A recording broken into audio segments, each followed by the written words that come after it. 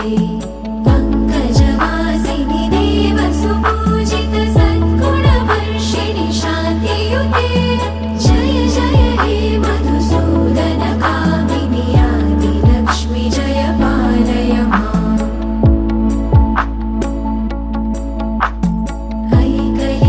ऐकलिकल्मषनाशिनि Kamini वैदिकरूपिणि वेदमये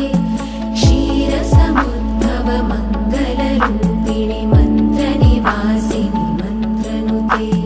मङ्गलदायिनि अम्बुजवासिनि देवगणाश्रितपादयुते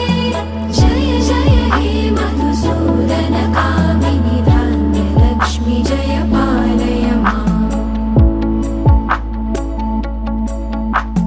Jai वरवर्षिणि Vaishnavi Bhargavi मन्त्रस्वरूपिणि मन्त्रमये सुरगणपूजित शीघ्रफलप्रद ज्ञानप्रदायिनि